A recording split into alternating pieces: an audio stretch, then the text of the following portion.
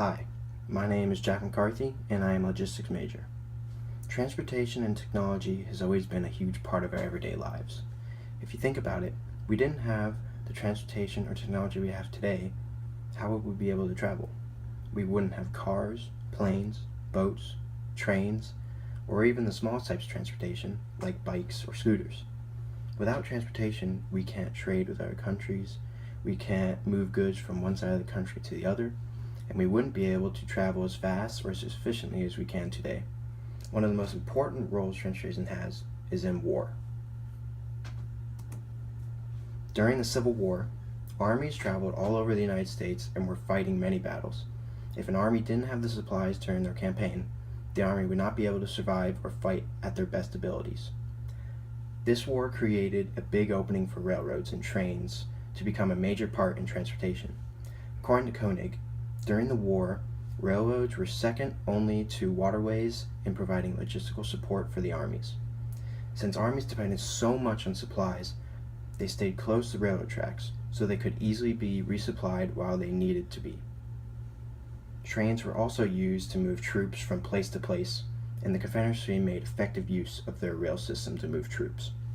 White adds, in 1862, the Confederate Army operating in northern Mississippi suddenly disappeared, only for 34,000 men to pop up again 200 miles away in Tennessee around an 800-mile railroad journey that took them all the way down to the Gulf of Mexico, then back up through Alabama and Georgia before launching a surprise offensive into the border state of Kentucky.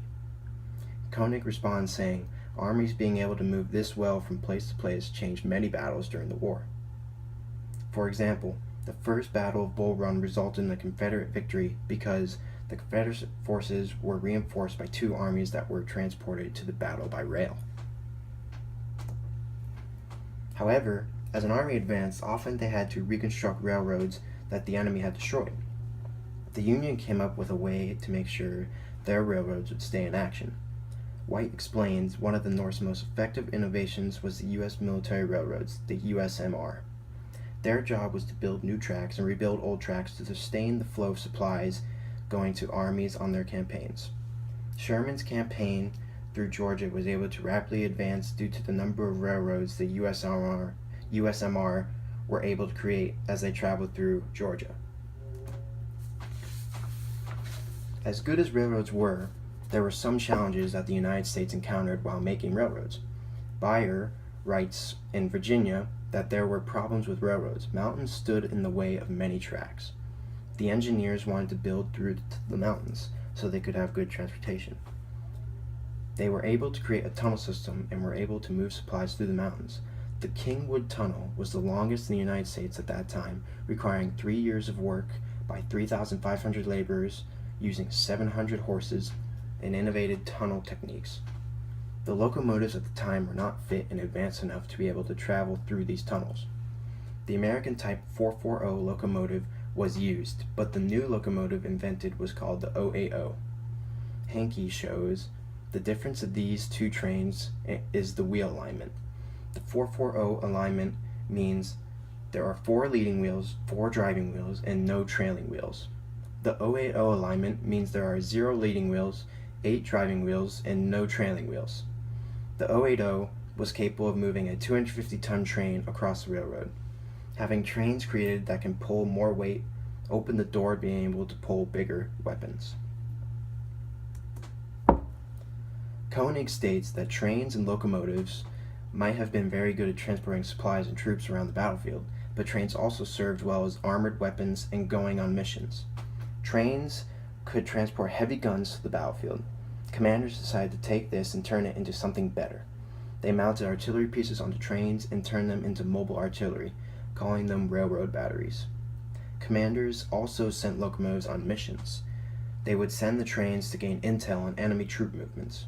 It was risky sending trains on these missions, but lone locomotives could quickly reverse direction and move as fast as 60 miles per hour. Trains performed many more missions, for example. They patrolled tracks, conducted reconnaissance missions, and escorted supply trains.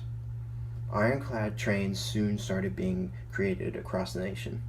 They were very powerful and had many cars on the train, all of them armored and had many weapons on them, ranging from artillery pieces to just infantrymen with muskets in the cars.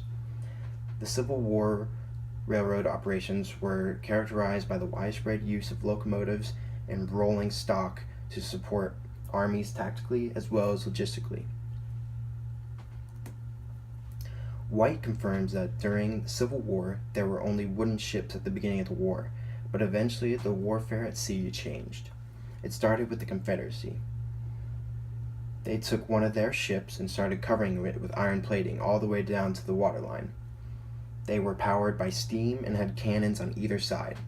The Confederacy sent this ship straight into the heart of the blockade created by the Union. The Union ships could not penetrate the ship's armor, and the ironclad ship ripped through the Union's wooden ships. Then the Union created their own ironclad ship. The two ships fought for hours, ending in a tie. The blockade runners were a great success. The blockade runners were created to sneak past the blockade and get supplies from foreign merchants. These would run the blockade using speed, cover of darkness, and smokeless coal to avoid detection and interception. These blockade runners brought comfort and pride to the Southerners during the Civil War. Blockade runners were used many more times through history. For example, according to Curtis, during the Prohibition, bootleggers hid whiskey into the spare tires of their cars in Canada and crossed the border with a practiced composure. This example isn't exactly the same as a blockade runner, but they're very similar because they're both trying to achieve the same goal. Transportation has changed war and has changed our everyday lives. Transportation is important and always has been ever since it was first used, and it will continue to be important in our future. I hope you enjoyed and have a nice day.